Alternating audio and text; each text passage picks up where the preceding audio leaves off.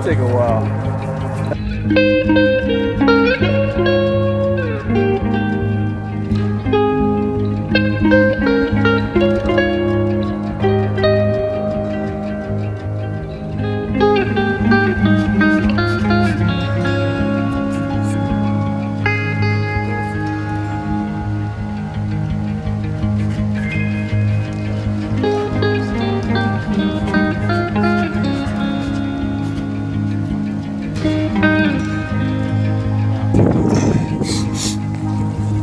And this is how you come down.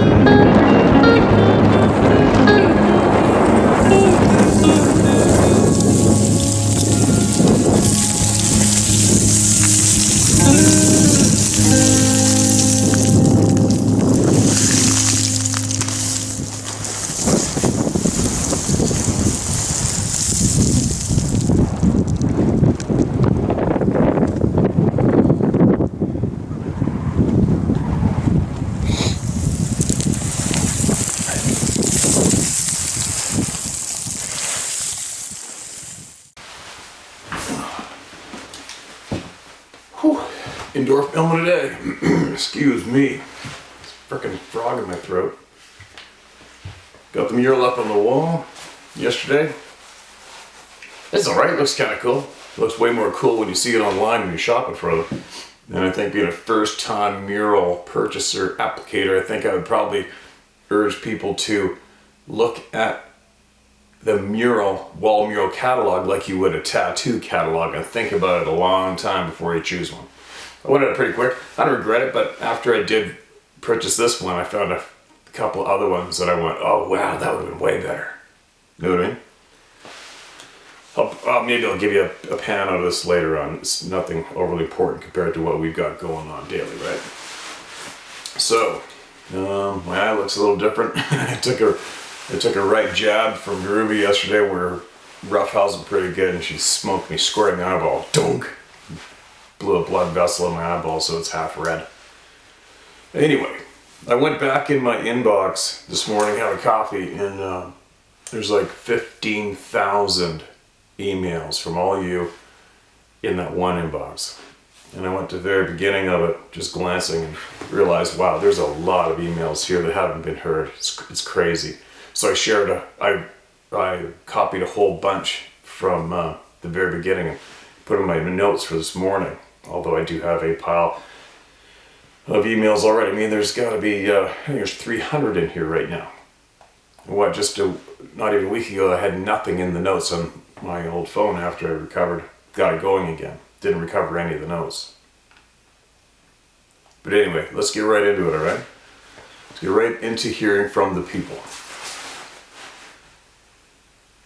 This is titled Red. This is titled, Thanks to the Kind People of the Round Table. Good afternoon, Steve. First, I enjoy the beautiful scenery you share with us. Second, thank you for providing a platform that allows people to share their stories and memories of experiences they have had. Now for the reason for this email. October 22. I asked for prayers for my brother. He had cancer and had decided on home hospice care. He did this so family and friends could visit him, as the hospital had COVID protocols in place, meaning no visitors, except my stupid control freak sister-in-law wife. I asked the people pray for his remaining days and passing be peaceful. I was overwhelmed by the kind words, thoughts, and prayers that people commented on my request and sent.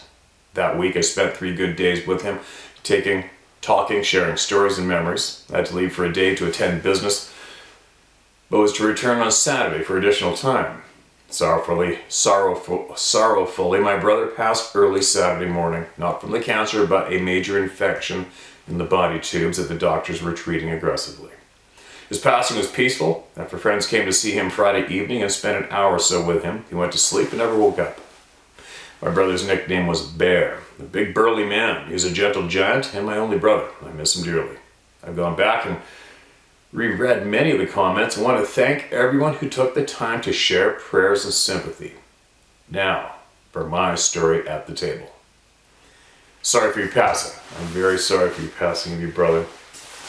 Sad news, but there is a good group of people here, isn't there? Sending well wishes and prayers when needed. My dad lived out in the country on the family farm. My mom passed away many, many years before. It was a hot, humid, late August day in North Carolina.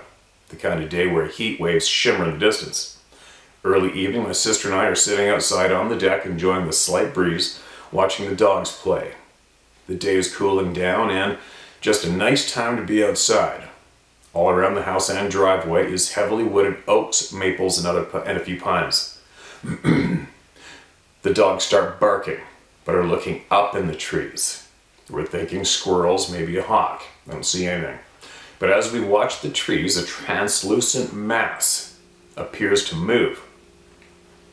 Thinking heat waves, hazy humidity, we continue to watch until it appears that whatever moves to another until it appears that whatever moves to another tree.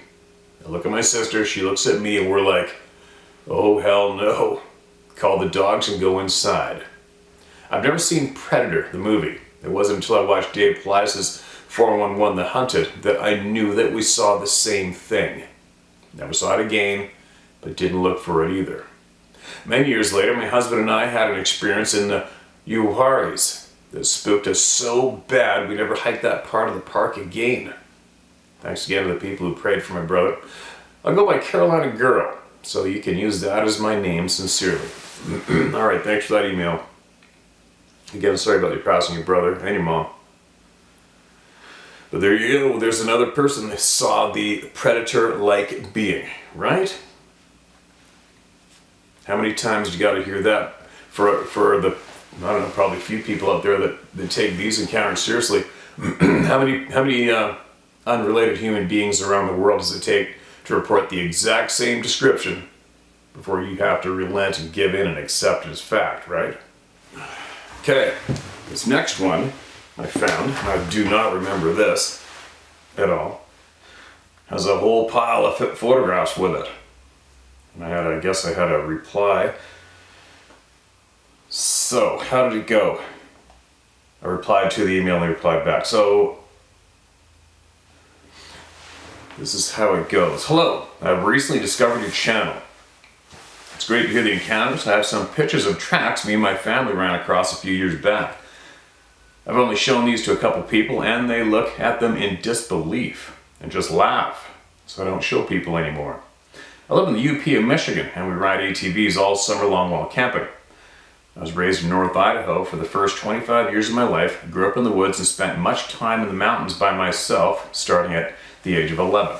So I've seen many kinds of tracks and animals. I've always been being prepared, and now with the family, when we go on long overnight trail rides, I have enough gear that I'm ready for anything. I also told my wife if we ever see a Sasquatch, I will be gone tracking it. Well, on this particular day, we went on a day ride, and for the first time ever, I did not have any gear besides first aid and a saw. The time we found these tracks, I was not able to leave since it was about 60 miles back to the truck, and my family would not be able to find their way. I guess if it was going to happen, it would be, well, I'm unprepared. The story goes like this. Me, my wife, daughter, and son were riding our ATVs down a trail when I noticed tracks going right down the middle of the trail. The trail was dry with a thin layer of soft, dry dirt, and I just blew them off as bear tracks, since we had seen someone running bear dogs about 10 miles behind us. We stopped at the split in the trail near a mud hole. Just out of curiosity, I went to the last track I seen. These tracks followed the trail for about 400 yards, by the way. So I went to the last track I seen, called my son over, and I pointed to it. He just got a big kind of nervous grin on his face. We were both thinking the same thing. I went on looking around some more as he ran back up to the bikes. And then he hollered at me, "Dad, come here." I jogged back up to the family and he was pointing to the mud hole, and that is when I took some pictures. Always wanted something like this to happen and was always prepared. Not today. I was so disappointed that I could not follow the tracks, and they were very fresh. They are very big tracks, but very curious nonetheless. They went up on the trail about another 100 yards and we went off into a very hilly area where the ground is leaves and needles. Can't imagine a person going off in that terrain without shoes. Anyway, here's the pics. Not sure if you have any input on what you think they may be. Thanks, and thanks for your channel. I have to send the pictures separate as the files are too big. I guess I replied, Eric, thanks for the email. Tracks are facts, aren't they? I seriously don't go out of my way to find them or the track makers, as they are all over the place around my place. I'd rather avoid the damn things. The pics are great. Thanks for sharing. Do you want me to share with the channel? Thanks again, Steve. And he replied, thanks for getting back to me. You can share them with whomever you like. Anything to help the cause. I see the greatest things when I least expected and am unprepared. And now I'm one of them old guys that we remember from days long gone at the coffee shop telling their fish stories that I never believed. But now I know they are true. Thanks. Hi, Eric. So, Manco, give you my permission to do whatever you want with the pictures I send you. And there you go. So, pictures shared with all of you. And I'm quite certain we didn't share these in the past. Excuse me. But they're small, aren't they? They're small, the one with the fresh, wet mud around it, you can tell that print went straight down, like dunk, dunk, dunk, you know what I mean? That's straight down print. Doesn't look like heel first or launching off with the toes around, it just looks like a straight down, punching, downhill track. Very interesting. Very interesting, and seen many, many times. That one track there looks like it started to sprint or pick up speed, as that's only, what, 2/3 of a track? It looks like that person, that being, is starting to make tracks. Typical classic shape, there you go. So there were some very clear tracks, whereas a lot of people here are interested in seeing them, right? So there you go, you guys shared, and thank you, Eric. I wonder if you're still here with us and if you got anything else that is new that's come up in your adventures, maybe, possibly. Now here's another one. Excuse me, mark this as red. BC Dogman sightings. I was just bringing up the topic about the Dogman. It's really come up a lot lately, and that I only noted somebody seeing 2 by 100 Mile House. But here's another entry from, I don't know, when was this? April 11th, 2020. Hi Steve, Dogman sightings mapped. I don't know if it is kept up to date. I've copied the Vancouver DESC as I thought would be of the most interest. Vancouver 2010, all of a sudden we heard some loud thumping against the plastic garbage bin in the house. We figured a bear had gotten over our fence again. We peeked out of our curtains together and we were shocked at what we saw. The thing stood on hind legs and had dark, shaggy fur, but it definitely wasn't a bear. It looked muscular and skinnier and had a snout like a coyote or a wolf. It ripped through our garbage. I think for the salmon bones and carcasses in there. It was grunting and growling quite a bit. We were completely petrified at the window. I wanted to look away, but at the same time I was morbidly fascinated at what I was looking at. After about another minute or so, the thing ran to the back of our yard and jumped over the fence. I guess it was a werewolf. What else could it be? I just hope it finds its dinner somewhere elsewhere from now on. And there is a map. Now listen, unfortunately in a way the map is... There's a few, so this means there was 3 sightings of a Dogman type being described around Mackenzie, BC. And also, there's another Dogman sighting smack dab bullseye to where I've been solo hunting the past few years, near Hudson Hope. I don't know if I can do this easily here or not, but there's the 3 dots. So anybody, if you're familiar with British Columbia, these 3 dots are, the top one is Hudson Hope and the 3 down below are Mackenzie, BC. All right, you guys? Hope I can do it this way. It's much simpler for me at the way I'm doing things currently. There you go. So there is more than a couple Dogman sightings in British Columbia. And here's another one, recent. I think I took this from recent before I started diving into the back of my inbox. Excuse me, flashing orbs above you again in your most recent episode. Steve, thanks again for all you're doing to help the people get their voices heard and truth out. I noticed that at 29:30, just as you paused in mentioning 3 triangular tracks in the ground, a light flew as fast as a teal from right to left above you.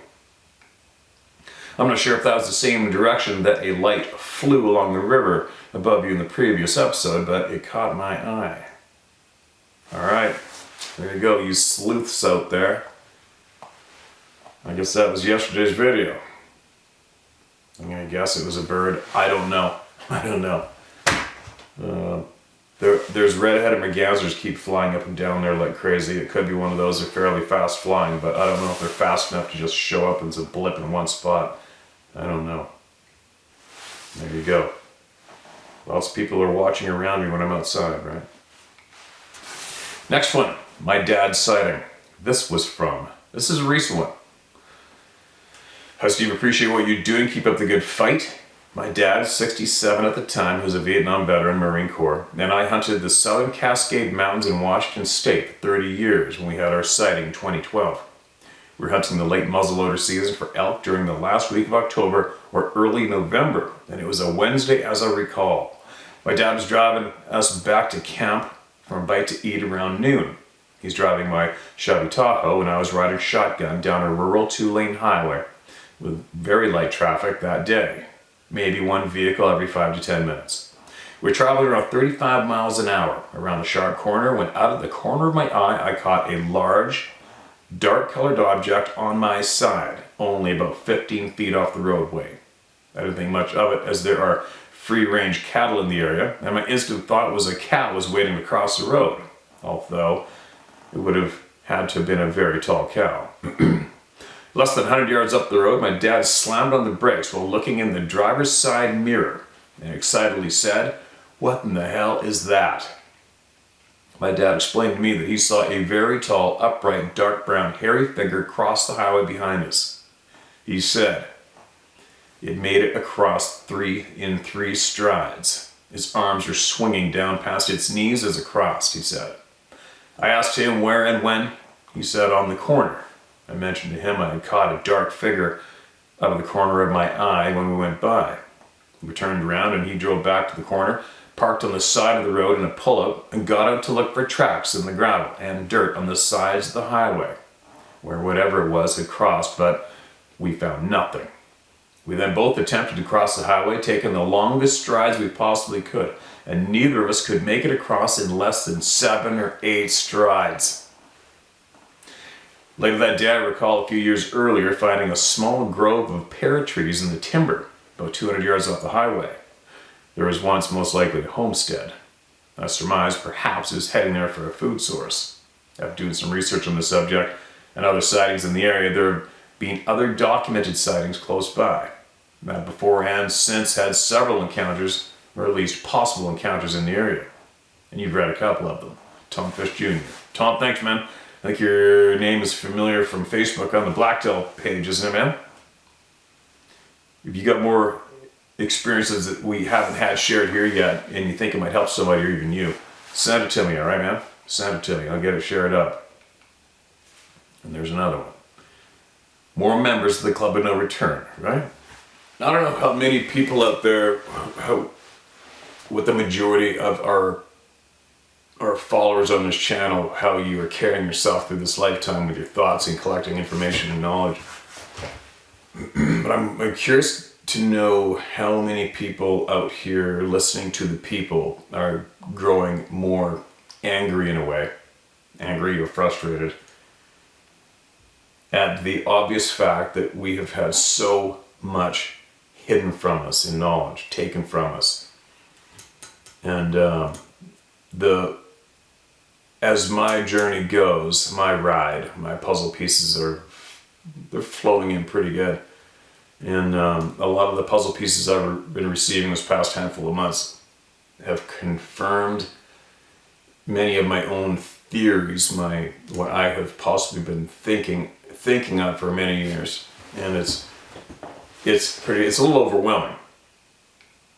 You know, I know there may be a lot of people that just come here for the crazy, scary stories, and well, that was a good one, and then carry on for their day without really doing too much with the knowledge that they're receiving here. You know what I mean? But I wonder how many of you are really, really digging and are frustrated because you are realizing what I'm realizing and what many of us are realizing, right? More and more. Like I knew that our existence is a bit of a what could be described as a shit show.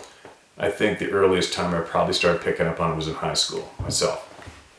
And as an example, for me, when I was in high school, I think in grade 12 is when I realized this is just a sham. I'm wasting my time here. Just get me out of here. I remember my biology 12 teacher telling me, "Hey man, you gotta start trying. You're gonna fail." And I looked at him square in the eye, and I knew something in me just knew that everything's gonna be cool. And I looked at him and went, "No, I'm not gonna fail at nothing. Just get me out of here. I'm done here. I'm gonna be fine." I knew I was gonna be fine, and I knew I did not need what was getting delivered to me in those classrooms at that point. I didn't need anything. I knew it then, and I knew to buck against the system. And that's how I've been since, and I've been trying to gain knowledge. When my brain, obviously when you're going through your younger years, you do stupid shit growing up. There's no way out of it, especially when you're basically a feral kid like I was. But along the route now, it is 100% confirmed that so much has been hidden and taken from us in the way of knowledge, freedom, especially today, but all along since the beginning, and it's frustrating. And what I'm getting at is what do you do with the knowledge? Do you know what I mean? It's so large and so immense what's really been going on. What do you do with it? What do you do now? Especially when you're not in the position of being one of these powerful people who can amass an army and straighten the shit out. And even then, is there any true good guy armies available? Is there any? Do you know what I mean? Is there any? Am I doing a bit of a caffeine ramble this morning? I don't know. I've just been receiving a lot of emails lately from some people who are very knowledgeable and have been very diligent for many years digging deeper than I could dig and having access to people in places that I don't have access to and coming up with some very solid information. And it's confirming a lot. I'm going to share what I know.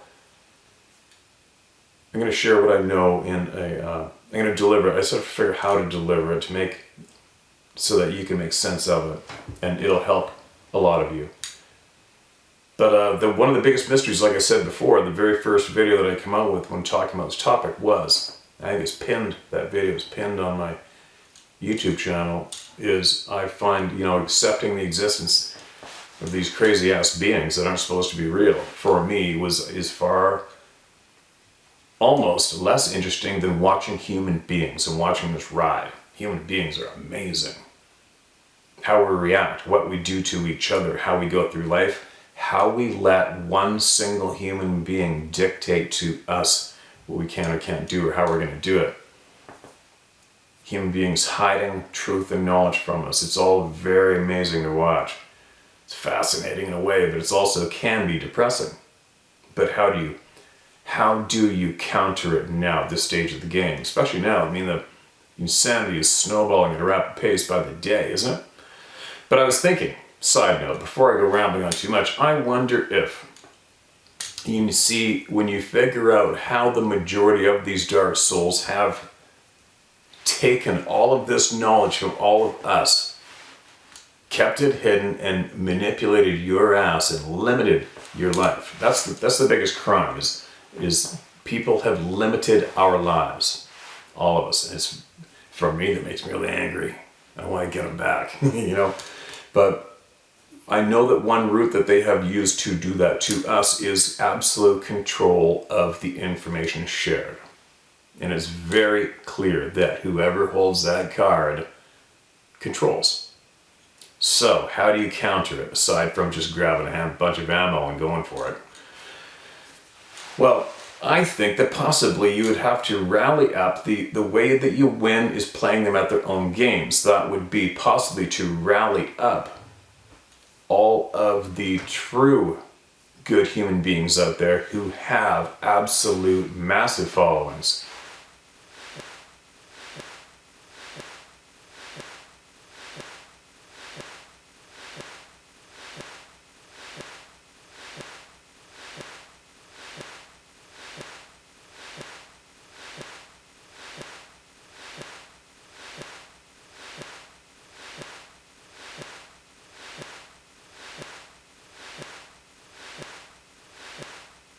to get all of our honest information pounded into society, into our communities, would it be by gathering and trying to get together all of the people with the largest followings who are true, honest, good people and deliver to all of us the most important knowledge we can.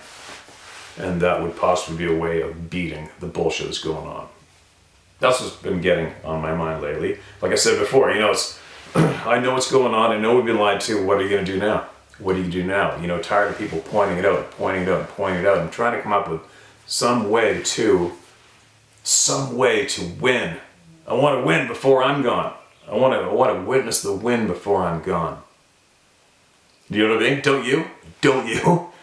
I don't want to go through this life this frustrated all the way to the end and then be laying there dead and all busted up knowing it's too late and I can't do anything now. Shit. I wish I'd done something different back in the day. Well, back in the day is right now, so. There's my rant.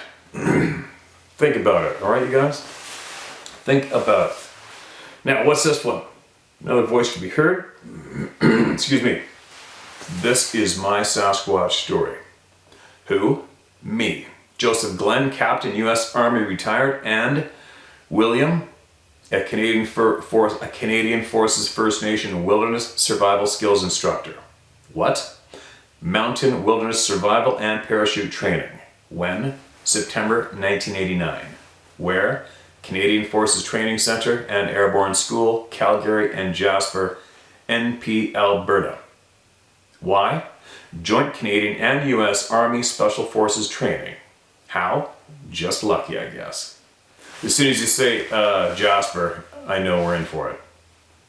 Jasper is like ground zero for many people for these sightings. I haven't owned a television since 1974. I don't do Facebook or any other social media. I read a lot and I watch YouTube selectively. I've never encountered a Sasquatch, though, based upon the evidence I've come across, historical and eyewitness accounts, physical evidence and reports like yours, I do not doubt the existence of Sasquatch. I respect good, hard-working, honest people, and I do not doubt their accounts of the creature, whatever it is. I recently watched some of your Howtohunt videos on YouTube and found them entertaining, informative, and instructive. Thank you. I've watched enough to notice that you seem to have a low tolerance for BS and a highly developed sense of humor. I've also watched enough to know that you like to get to the point. So out of consideration for your aversion to and impatience with verbose piffle, I'll not drag this story out unnecessarily if I can help it. I have at times suspected that I enjoy telling stories more than my listeners enjoy hearing them, based on their reactions. You are forewarned. I'm not unfamiliar with the outdoors. I grew up in a small farming community in southern Arkansas in the 50s and 60s. As a teenager, I hunted small game and white-tailed deer in Arkansas County woods, amongst the creeks and sloughs and bayous of the White and Arkansas and Mississippi River deltas, though not very successfully. No Sasquatch in Arkansas, as far as I know from personal experience. Black bear, feral hogs, panthers, wolves, odd earthlings, giant woodpeckers, etc., but no Sasquatch. In the summer of '69, I got the report for your pre-induction physical exam letter from Draft Board Number 1 at DeWitt, Kansas. So I enlisted in the U.S. Coast Guard in early August of that year. I spent the next 45 years in the USCG, at first, and later in the U.S. Army, active and reserve. I retired from the Army as a captain in 2014 at Fort Lewis, Washington.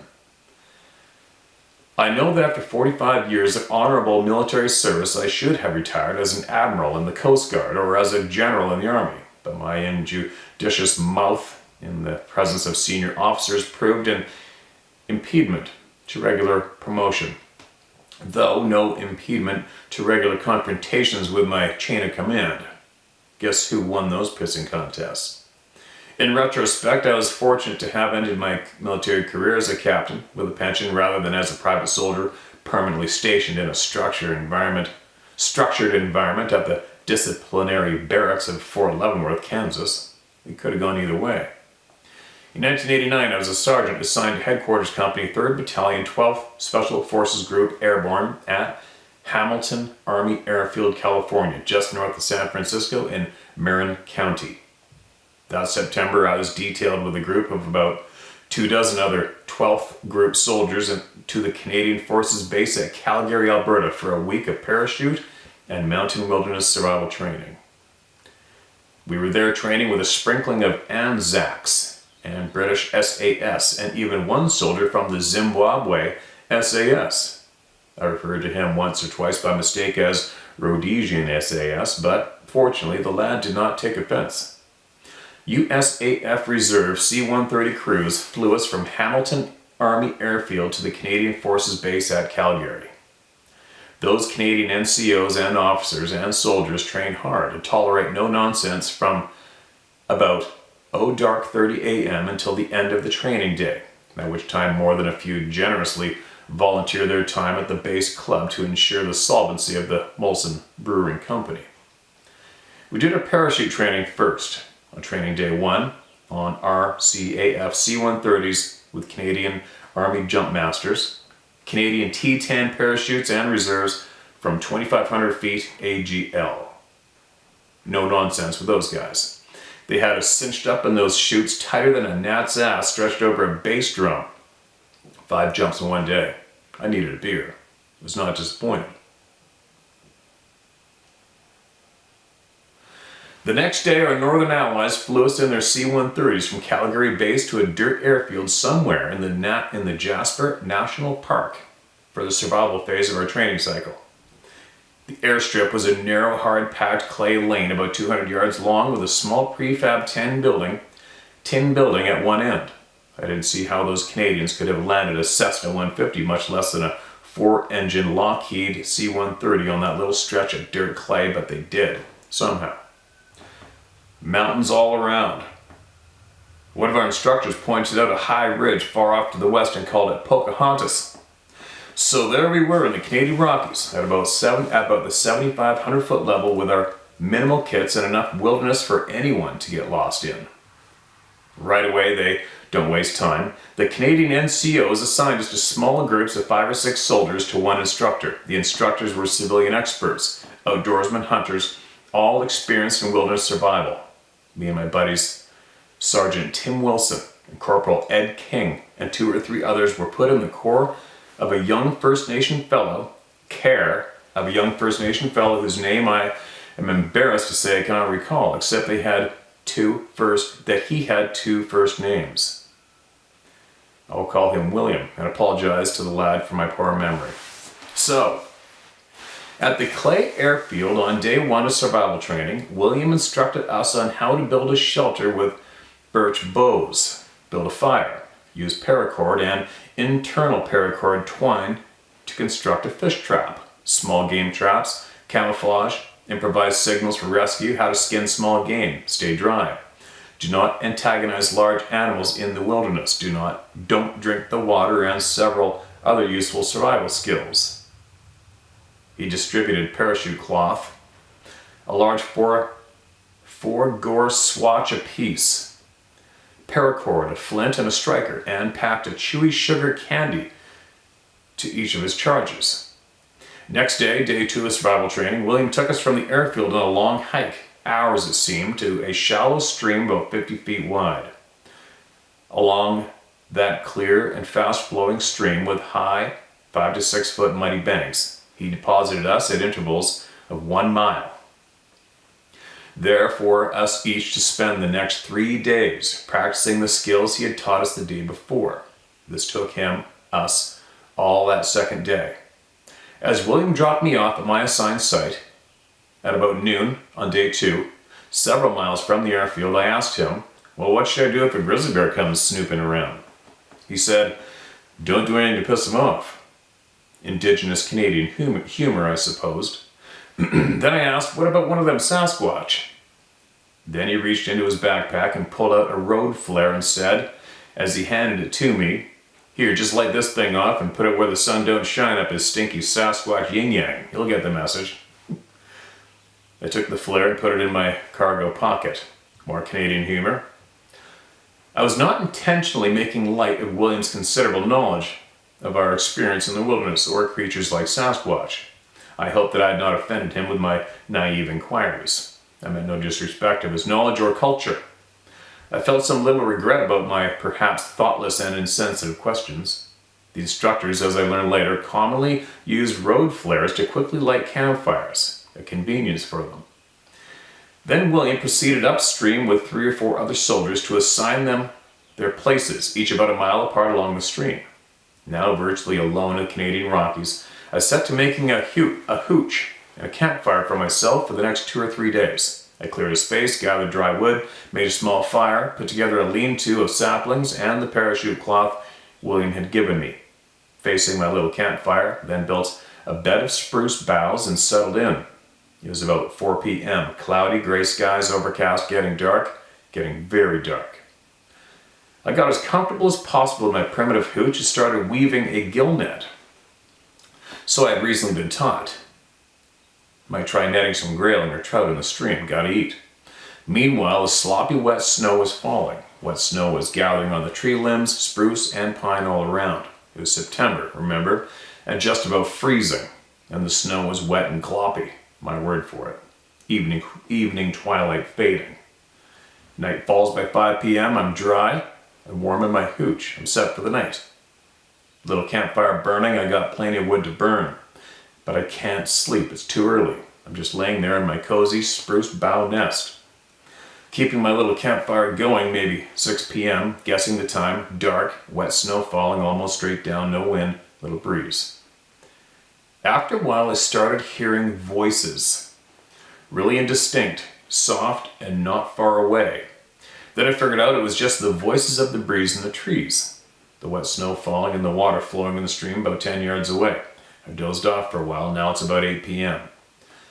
At about 9 p.m., I heard a soft, heavy footfall nearby. Then several others. What the hell? Then several others, kind of regular, like someone or something walking through the woods nearby. But nope, just gloppy snow falling from the trees onto the ground. Sounds like heavy walking on the forest floor, sort of. Probably not a bear. Bears are quiet. Probably not a Sasquatch. Sasquatch is stealthy. Just glops of snow hitting the ground. 9 or 10 p.m. now, very dark, overcast, still snowing that sloppy, gloppy, wet snow. No moonlight or starlight, just the yellow-orange glow of my little fire. Laying here, trying to sleep for a little while, maybe if I can. And then splash. I heard that before. I heard white-tailed deer crossing the big LaGrue Bayou in the woods in North Arkansas County years before. Sounds just like that. Or maybe a fish jumping. Or probably a big, heavy glop of wet snow falling from a spruce bough onto the stream maybe 20 or 30 yards away. Or a Sasquatch? No way. And of course, I didn't have a gun. All I have is this stupid road flare that William left with me and a pocket knife. I heard a terrible scream late one night in the fall of '59 in my great-uncle Dick's deer camp on Big LaGrue Bayou. Walter Ediker said it was a female panther, but my dad said there ain't no panthers in Arkansas. Turns out panthers and wolves have always lived in southeast Arkansas. Inevitably, sometime shortly after midnight, I got to take a leak. So I get up, grab the only defensive weapon I have, the road flare, and walk a decent distance from my hooch and campfire. I catch a darker than the night silhouette moving along the bank of the stream at the limit of my peripheral vision. I look, and I think I see movement along the bank of the stream, and I do. In the faint glow of my little fire, I can just make out a dark shadow of something large, slowly walking on 2 legs along the bank of the stream towards my hooch. I kind of bend over. It's getting closer. I've nowhere to go. Okay, Sasquatch. I gotta do something. Fight or flight. Good luck outrunning a Sasquatch. Instinctively, I pull out the road flare. It's all I got. Otherwise, I'm perfectly still. Heart pounding, holding my breath. It's getting closer. 10 yards away, creeping along the bank close to the stream, just a shape. Big. A big creature on 2 legs, like a man all bundled up in a coat and fur cap. I gotta do something before it discovers me so close. I strike the flare and, fast as I can, run up behind the dark silhouette, waving my arms and brandishing that burning flare and shouting, "Hey, hey, hey, ah!" Really, in retrospect, how was he going to distract and discourage a Sasquatch? Not quite sure. Figured I'd play it by ear, I guess. I wasn't thinking clearly at the time. Suddenly the creature stood up straight, turned to face me. Surprised as hell, you should have seen his face. Eyes wide open. I had the drop on him. The creature took a quick step or two backwards, seemed to trip, lost its balance, and fell backwards, sliding down the bank into the water. Splash! What the hell? Then I heard more splashing and cursing. Kind of sounded like William. Turns out, on closer inspection, it actually was William, in the water on his back. What the hell? Imagine my surprise and chagrin. Well, I thought, relieved. Glad that ain't no Sasquatch. Oh, and William has some explaining to do. Needless to say, I helped the lad out of the stream as best I could, which wasn't easy because the bank was about 5 feet above the water and muddy and slippery, and the dark was relentless. He seemed unhappy. I could tell about his predicament. I probably don't need to repeat his colorful language here. He tried to blame me at first. I wondered if anger issues and ingratitude were common aspects of his First Nation cultural heritage. Turns out William was just walking back to the instructor's campsite near the austere little dirt Canadian airfield. I rather felt partially responsible for his discomfort. I postponed my leak taking for the time being. So, as soon as we could, I got William and his clothes dried out by my campfire. It took several hours. I did not sense any gratitude from William for having been saved by me from the stream. Probably a good thing. I didn't have a real weapon, like a gun, that night. Later at the campfire, after regaining his composure, William mentioned to me that had I pulled a stunt like that on a real Sasquatch, I would have been just another of those people who went missing in the Canadian wilderness and were never seen again. And he told me that though he had never encountered a Sasquatch himself, many, if not most of his relatives and friends have encountered the creatures firsthand. Those Canadians never did invite me back for more wilderness training. Well, I guess that was a bit of a story, wasn't it? Excuse me, but nothing really much in there to help anybody, was there? Sometimes, I'll get emails like that, and I'll read and I'll read and I'll read and I'll read and I'll read, and then I'll get to the end or 3/4 way through, and I'll realize, shit, this doesn't really have much to do with what we're doing here, does it? And I'll have to chop it out, and then I've lost 15 or 20 minutes, whatever it is, and I don't have those minutes to lose. So I'll leave this one in the video. Okay, you guys? Thanks for that story. Sounds like you've had a bunch of experiences, but I appreciate it. But in the future, you guys, if you guys have a story, if you have an experience, where we're hopefully going to get is either first or second-hand experience, whatever you got. Share it from a friend, family member, yours, and where it happened, what you saw, what you felt, what you learned, and what knowledge you gained that you can share here through me with the people that will help somebody. Okay? We've had a lot of very talented storytellers who can recount episodes in their life, email us in a lengthy story. But and then in the end, there wasn't too much of what we were hoping to acquire here. So I'm not trying to be insulting or anything. I'm just trying to politely say, hey, come on, you guys. If we're going to take out 15 or 20 minutes of our subscribers' time, our watchers' time, we have to make sure that it is knowledge-filled and something to help us. You know what I mean? Or something to help the person who's emailing in. It's what we're hoping to attract. Anyway, that's an entertaining story, well written. Good campfire story. Now, here's another one. My second story, The Life Changer, is the title of this email. Good evening, Steve. I hope all is well. After watching your video about the man fearing for his children, as the Sasquatch seems focused on his kids' play area, I've decided to tell you about the evening that changed my love for the outdoors. It was deer season, December of 1982. I still lived at the same house where 2 years earlier I had my face-to-face encounter with a Sasquatch. Since that encounter, I had pretty much stayed out of the woods except for hunting with my brother or uncle. Never alone. Well, I just turned 16 and picked up my first vehicle, a 74 CJ5 4x4 and a Remington 30-06 pump action. No more single shot 410 for me. So needless to say, I felt as big and tough as anything on the planet. And at that time, the 30-06 might as well have been a cannon in my mind. Ah, the joy of a foolish youth. Okay, back to it. Feeling confident, I began deer hunting again. I still didn't like the dark, but I knew my 30-06 could take care of any animal out there. I purchased a male Doberman, Butch, shortly after my first run-in with the Sasquatch, and had spent 2 years with Butch by my side, and even slept right beside me. Needless to say, Butch was my best friend, and never a day passed that we didn't wrestle, play fetch, and run in the fields. Butch was over-attentive. When I went deer hunting, he would sit with me in blinds or lay at the base of the tree where I had my stand. He became a problem after I shot at a little 6-pointer, his first kill. After I hit the deer with a double lung shot, the deer made his way up a steep hill about 60 yards. After finding the deer, I began dragging it out, with the 90-pound Dobie pulling against me. Finally made it to the top of the hill, only to have half a mile straight back down to my house. During that pull downhill, I slipped. The deer came on top of me, and Butch lost his mind, attacking the deer, which he felt was attacking me. Long story short, after this, Butch hated deer. It wouldn't allow me to hunt without chasing the deer as they approached.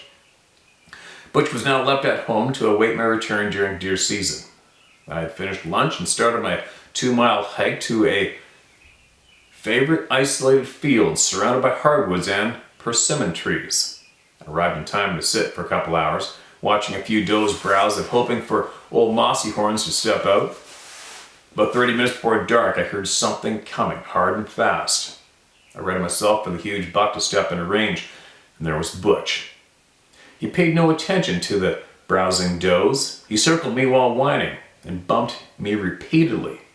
This kept up for about 10 minutes. The does ran off, and he refused to lay down or obey commands. I got so mad, so fed up, and I got up and proceeded back towards home. Keep in mind, Butch was still whining and acting crazy while we walked. We made it about a half a mile to a hard curve in the old logging road. I could bear left, walk up the mountain, hit the ridge, and save 30 minutes by walking through the woods or continue the logging road. It was 10 minutes before dark. Just enough light to get up the hill, hit the fence line, and walk home in the open woods by moonlight. I turned left, began up the hill. At that very moment, the air turned thick, and that smell of rotting flesh mixed with feces and piss filled my nose. It came flashing back at 1,000 miles per hour. Again, time stood still. A loud, low grunt yelp drew my attention to a fallen tree stump 40 yards straight uphill. Just enough light to see a 2-legged figure at the stump. No running this time. I had 90 pounds of teeth and a 30-06. I yelled, "Second, Butch!" Butch tore up the hill, and as quickly as he went up, he came down, yelping like a scared puppy, and he flew past me. I have 30-06. I took a few steps towards this being. I raised my rifle, and at that moment, I felt something pulling my leg. Butch had sunk his teeth into my camos and was pulling with everything in him, still whining. He would let go only long enough to bark cry at the thing above us. Butch was terrified, and his bark was of terror. I looked back up, raised my rifle, trying to remain balanced, while Butch yanked at me, and then this creature yanked the stump out of the ground and hurled it in my direction. The stump was bigger than me, and it crashed and rolled within 10 yards of me.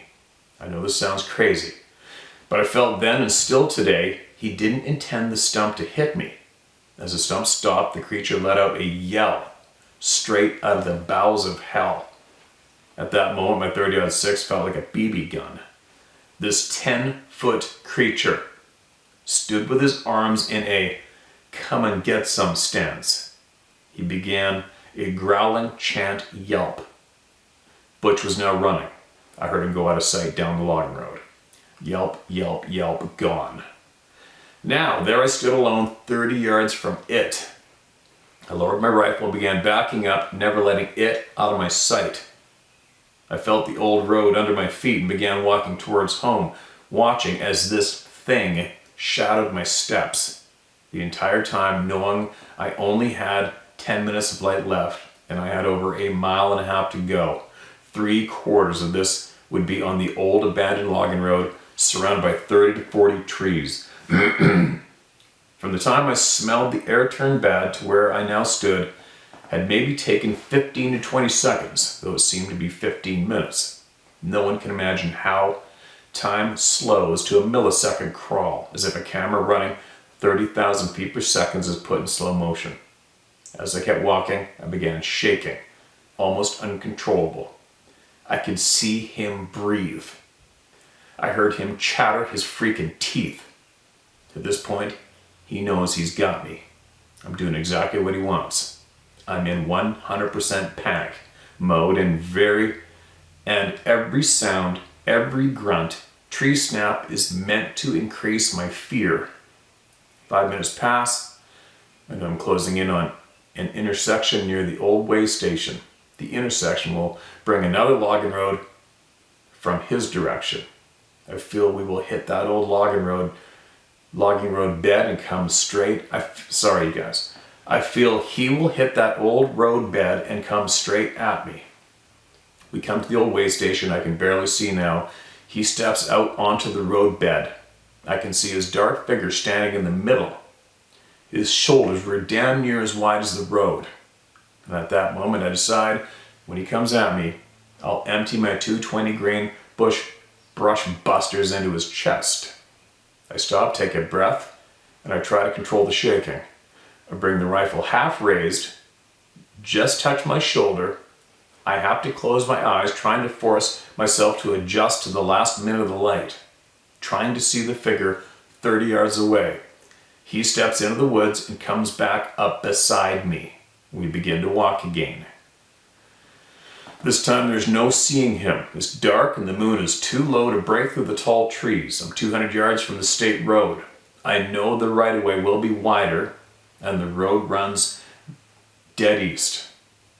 I will have moonlight at least to see where I'm walking, and maybe, just maybe, a car will travel my way.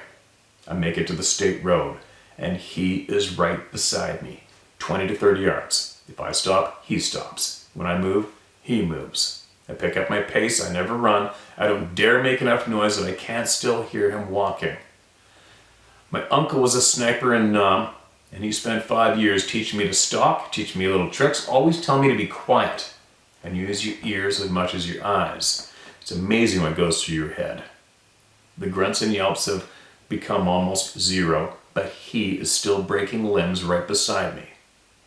I can just see my great uncle's house at the TV flashes in his window. Another 200 yards and the woods will end. It opens up to grazing land for the cattle. My eyes have adjusted. The moon has risen quite a bit over the past hour. I can see the open field, and yes, the cattle are grazing along the fence at the edge of the steep bank above my head. I can make out their shadows in the moonlight. At last, the woods end, an open field, and at last, the woods end and open.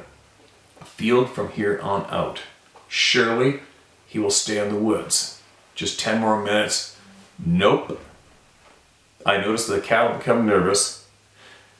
Then they turn and flat out run. That damn thing is walking in the field just to my left behind me, probably 20 feet above the road up a steep bank. I can't see him. The twilight's in front of me, so I'm sure I stick out brightly to him. 100 yards, I can see our kitchen light bouncing off the leaves. I stop, turn in his direction, and he keeps coming. Black as night, stinking grunting. I raise my rifle, he stops and starts the teeth chatter. But now the tears are flowing and I'm shaking again. I call him an effer, in a voice probably only loud enough for me to hear, but it was all I could muster up. I turn towards home and I feel the gravel of our driveway under my feet. Now I'm shaking so bad I can hardly walk up the steps. I get to the door in time to hear that blood-curdling yell about 50 yards away directly behind the house. He had followed me to the effing door. As I walked in, my mom said, "Not again." She sees by my tears and deathly white complexion along with uncontrollable jerking, the answer is yes, again. As I calmed down, my mother said I was getting ready to come looking for you. There's something wrong with Butch. He won't come out from under the steps. Big for not, I headed outside to check on my best friend, and he was under the porch in the back corner, in a space not big enough for a good-sized cat, and he's in a ball, shaking and whimpering. I crawled towards him to get him out, and he snapped at me. My friend was scared. It took a few days before he came out, but he was never the same dog. He didn't live a month. The next day, my great uncle gave me an ass chewing for running his cattle at night. What the hell was I doing? What was I thinking? I'd caused one of his cattle to fall, and I needed to come over and help him remove her from the field. As we pulled up on scene, the steer was torn, and an entire ham was missing. He looked at me and said, "It must have been a damn panther. I heard one yell last night." And I just said, "I wasn't no cat." We moved a couple months later, and it would be 3 years before my next meeting with old Stinky. I truly believe there is no hunting these creatures. They hunt you, and they are well advanced, and this creature knew when he was doing it, and at any moment he could have snapped me right up. We are in their playground, in their homes. They are in control when we are in the woods. I had a different view of the mighty 30-06 after that day. End o terrifying story. Well, take from it what you will, leave that one, right? Pretty detailed, and basically 100% of all the details you shared with us are part of common patterns that have been reported from all of you for tens of thousands of times now, right? What a shit-eating experience. And when you said, you didn't want to move and make more noise so you couldn't hear him following you, it just took me right back to that night when I looked up and seen that thing on that rock looking at me. And it was so frickin' quiet. I mean, it was just dusty, gravelly, old road. It was gated. You couldn't go up that road in vehicles, so it was just all loose, rain-washed rocks and shit. But it was September, so it was dry. But I'll never forget, man, you could hear every single piece of sand-sized thing under my foot. And I went so slow. And I was walking sideways, step, like slow step sideways. And I had my arrow with a razor sharp tip on it, on my bow, pointing to that side of the road the whole time, because that was the side of the road this being was, and I couldn't see shit. It was absolutely pitch black on both sides of the road because of the bush and the timber, and you could just make out the road. There's no moon, but that deep, deep blue sky, and I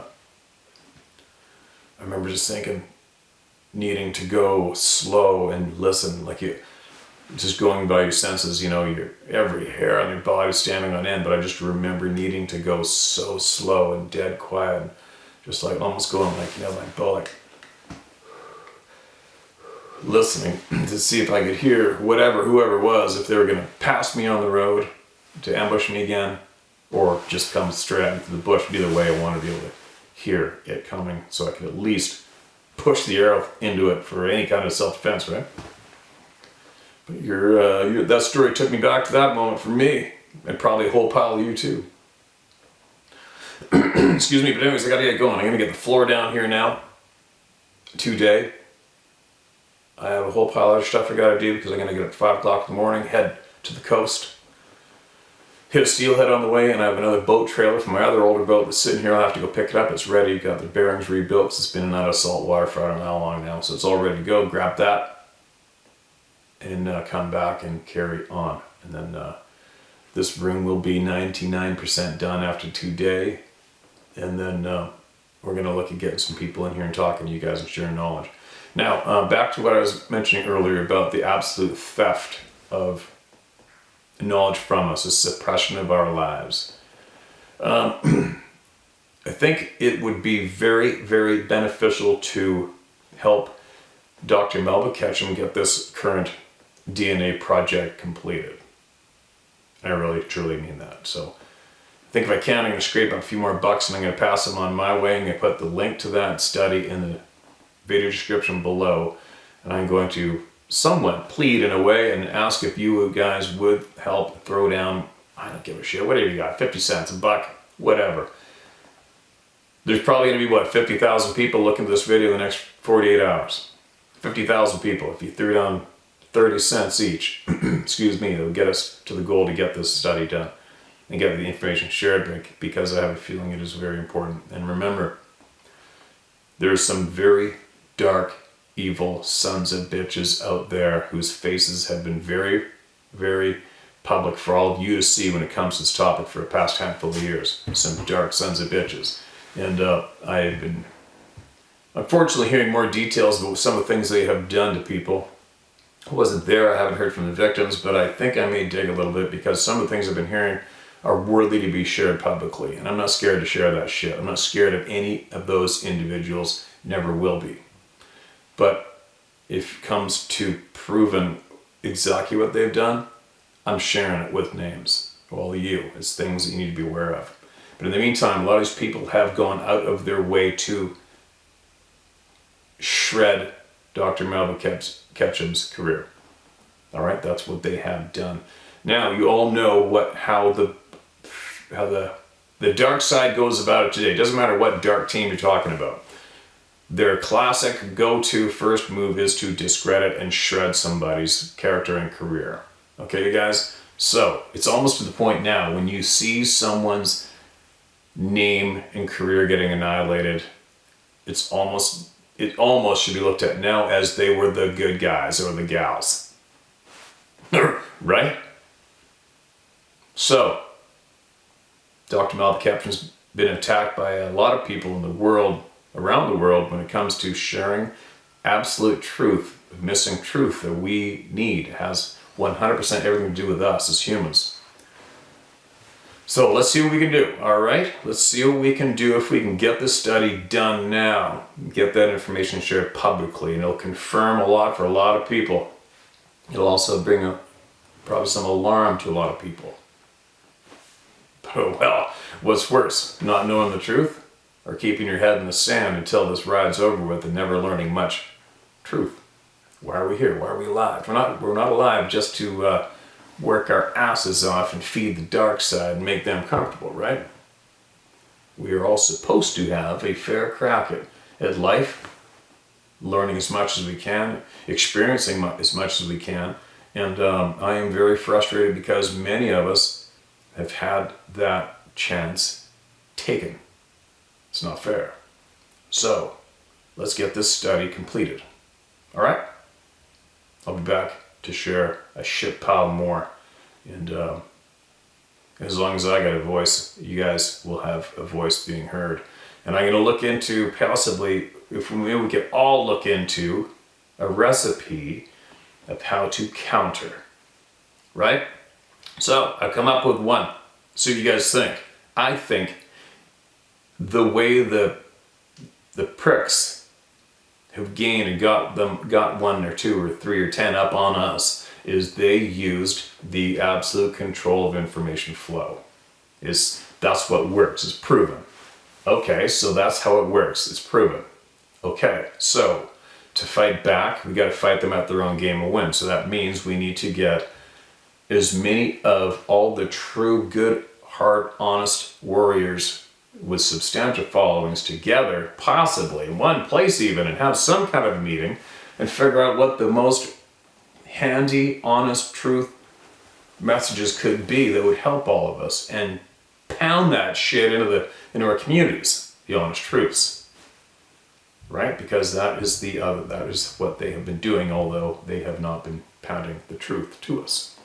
Anyway, I hope it makes sense. I know I'm babbling a little bit, and I'm going to get going. I'm going to get this room done. We're going to keep moving forward, advancing our knowledge, and creating brave people, brave, free people.